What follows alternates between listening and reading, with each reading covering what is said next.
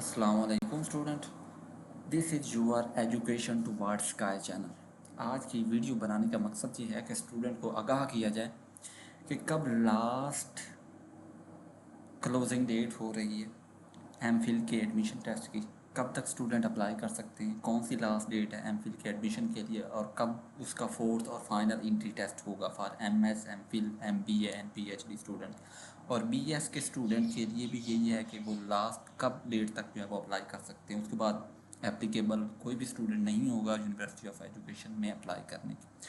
तो देखें, अगर हम बात करें एमएस, एमफिल, एमबीए और पीएचडी के स्टूडेंट के लिए तो लास्ट डेट 15 जुलाई 2024 तक अप्लाई कर सकते हैं। उसके बाद इनका फोर्थ और फाइनल एंट्री टेस्ट होगा 18 जुलाई को।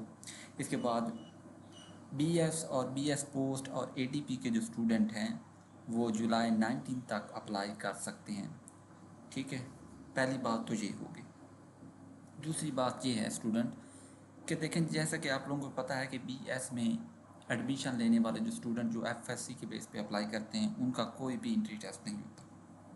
नंबर थर्ड पे बात यह है कि जो स्टूडेंट बैचलर डिग्री कर लेते हैं, बीएससी कर लेते हैं, बीएससी ऑनर, बीएस केमिस्ट्री या आईटी या कोई भी, तो उसका आगे चल के एंट्री टेस्ट होता है। यूनिवर्सिटी एंट्री टेस्ट कंडक्ट करती है, उसी की बेस पे आगे आपको एडमिशन देती है एम फिल में, एमएस।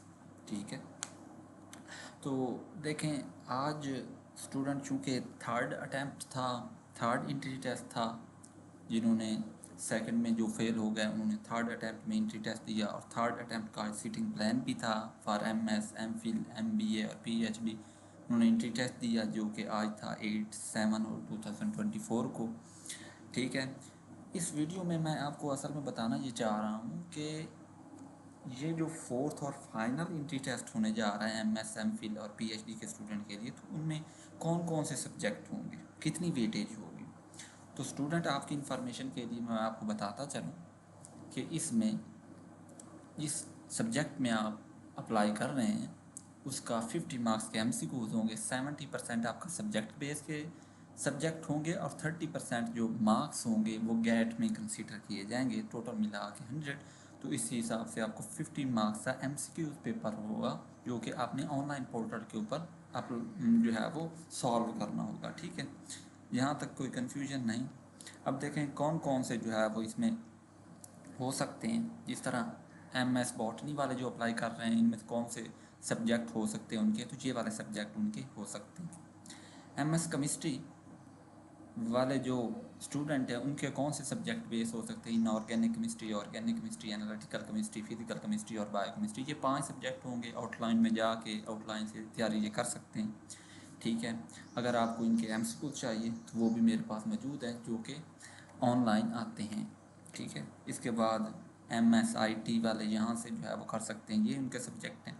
ठीक है, ये देख सकते हैं आप लोग। एमएस मैथमेटिक्स वाले ये कोर्स आउटलाइन तैयार करके ये सब्जेक्ट हैं, ये सब्जेक्ट तैयार करके जो है वो अपना दे सकते हैं। मकसद ये है कि 70% इनका सब्जेक्ट बेस होगा। जो एमएस केमिस्ट्री में फिजिक्स में अप्लाई कर रहे हैं वो nuclear physics, quantum mechanics, solid state physics, classical physics, electromagnetic theory, इन सब्जेक्ट को पढ़ेंगे और उसके बाद जो है वो इसका टेस्ट देंगे। एमएस ज़ूलॉजी जिन्होंने अप्लाई किया है वो animal diversity, general biochemistry, cell and molecular biology, physiology, उसके बाद डेवलपमेंटल बायोलॉजी, इन सब्जेक्ट बेस के ऊपर होगा। और लास्ट में है एमफिल इंग्लिश वालों के लिए, लिंग्विस्टिक वालों के लिए, तो ये सब्जेक्ट होंगे। ठीक है, तो यहाँ तक आपको कोई कन्फ्यूजन नहीं होनी चाहिए। इसके अलावा और भी हैं, एमएस उर्दू वालों के लिए ये हो सकते हैं सब्जेक्ट बेस है तो ये सब्जेक्ट होंगे। मेन 70% इनमें से आएगा। 35 मार्क्स के एमसीक्यूज स्टूडेंट इन्हीं सब्जेक्ट में से आएंगे जो कि मैं आपको बता चुका हूँ। हर फील्ड का, जिसका केमिस्ट्री है तो वो केमिस्ट्री में अप्लाई करेगा, किसी का बॉटनी है तो वो बॉटनी में, किसी का उर्दू है तो वो उर्दू में अप्लाई करेगा, किसी का इंग्लिश है तो इंग्लिश में अप्लाई करेगा। उसके हिसाब से सब्जेक्ट यहाँ से आके आप लोग देख सकते हैं। परेशान नहीं होना तैयारी के। एमएस एजुकेशन है तो वो ये सब्जेक्ट जो है वो तैयार कर सकते हैं। एमफिल स्पेशल एजुकेशन है तो ये सब्जेक्ट तैयार करेंगे। इस तरह एमफिल इस्लामिक स्टडी है तो ये सब्जेक्ट तैयार करेंगे। एमफिल इकोनॉमिक्स है तो ये सब्जेक्ट तैयार करेंगे। इस तरह एमएस मैनेजमेंट साइंस है तो वो ये वाला सब्जेक्ट तैयार करेंगे। MPhil history, arts and culture heritage दे रहे हैं तो ये वाला सब्जेक्ट तैयार करेंगे। उसके बाद जो है वो ये होगी। और इसके साथ साथ गेट का टेस्ट जो आप पूछ रहे हैं, ज़्यादातर आप लोगों का सवाल होता है कि सर बताएं कि 70% सब्जेक्ट बेस आपने सब्जेक्ट बता दिए कि ये होगा। अब हमें बताएं कि गेट जो 30% आप बताने जा रहे हैं उनमें से क्या चीज़ें होंगी। 3 चीज़ें स्टूडेंट आपने तैयार करनी है, 3 चीज़ें एग्जामिनर पूछता है। वर्बल रीजनिंग पूछेगा, ठीक है। वर्बल रीजनिंग में ये होता है कि इंग्लिश आ जाती है, इसमें दो चीज़ें इंग्लिश में पूछता है, एक तो आपसे प्रेपोजिशन पूछता है और दूसरी जो है वो कम्प्रीहेंसिव पैराग्राफ दिया जाता है, उसी हिसाब से आपसे पूछ लेता है। 5 MCQs होते हैं इसके। आगे क्वांटिटेटिव रीजनिंग होती है, इसके भी जो है वो आपको 5 नंबर के MCQs होते हैं और वही 5 आपने सॉल्व करने होते हैं 5 मिनट में। आगे लास्ट में एनालिटिकल रीजनिंग के क्वेश्चन पूछे जाते हैं और ये भी 5 मार्क्स के होते हैं। तो ये टोटल मिला के 15 मार्क्स का जो है वो ये गेट होता है। तो इसके लिए आपने परेशान नहीं होना। अब लास्ट में अगर मैं आपसे बात करूं तो एलिजिबिलिटी क्राइटेरिया की बात कर लूँ तो वो भी गलत नहीं होगा, क्योंकि मैंने आपको पहले ही बता दिया, सब्जेक्ट के बारे में बता दिया और बाकी सारी चीज़ों के बारे में बता दिया। अब हम इसके बारे में नहीं, हम डिस्कस कर लेते हैं रूल्स और रेगुलेशन को।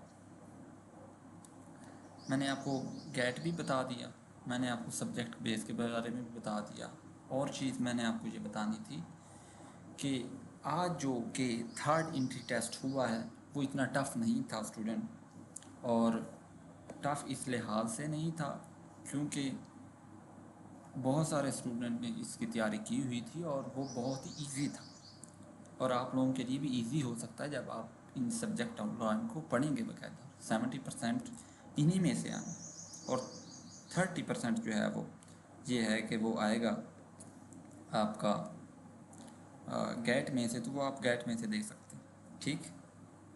तो इसके लिए आपने परेशान नहीं होना। इसके अलावा अगर स्टूडेंट बात करें तो ये आप यूनिवर्सिटी ऑफ एजुकेशन UEeducation.pk की वेबसाइट के ऊपर आके तो ये आप देख सकते हैं कि कब इसकी क्लोजिंग डेट होगी और कब जो है वो इसका एंट्री टेस्ट होगा। और सीटिंग प्लान भी ये खुद आपको, जब आप अप्लाई कर देते हैं ना, तो अप्लाई करने के बाद खुद ही जो है वो सीटिंग प्लान आपको बता देते हैं। एक और आपकी कन्फ्यूजन दूर करता जाऊँ कि जब आप MPhil के लिए अप्लाई कर देते हैं ना, तो 1000 फ़ीस इस वजह से रखी गई है कि 500 फ़ीस आपकी अप्लाई करने की और 500 फ़ीस आपकी जो है वो इस एंट्री टेस्ट की है। तो ये आपने परेशान नहीं होना कि ये अलहदा से फ़ीस आपको देनी पड़ेगी, ऐसा नहीं। तो देखें, जिस तरह से सेकंड जो है वो स्टूडेंट ने सेकंड अटैम्प्ट में अप्लाई किया था और उसके बाद सेकंड अटैम्प्ट में जो उनका रिज़ल्ट आया तो ये भी जो है उन्होंने अपलोड कर दिया। और उसके बाद जो है थर्ड एंट्री टेस्ट के बारे में इंस्ट्रक्शन दे रहे हैं कैंडिडेट को, मतलब टेस्ट होने से पहले एक रात आप लोगों को इंस्ट्रक्शन दी जाती हैं, आपका सीटिंग प्लान बताया जाता है कि किस कैंपस में किस जगह के ऊपर आपने बैठना है, कि कंप्यूटर लैब 1 में बैठना है या कंप्यूटर लैब 2 में बैठना है। फिर आप लोगों को क्या किया जाता है, वहाँ पे आप लोगों को कंप्यूटर जो है वो ओपन करके दिया जाता है। वहाँ पे 3 चीज़ें होती हैं जब पोर्टल वो ओपन करके देती हैं। एक तो आपने कंपास सेलेक्ट करना, आपने अपना प्रोग्राम सेलेक्ट करना होता है। जिस तरह से आप MS केमिस्ट्री कर रहे हैं तो MS केमिस्ट्री सेलेक्ट करेंगे, जिसके लिए एंट्री टेस्ट दे रहे हैं। MS बॉटनी तो MS बॉटनी। दूसरा होता है कि आपने शनाख्ती कार्ड इंटर करना है, अपना शनाख्ती कार्ड नंबर।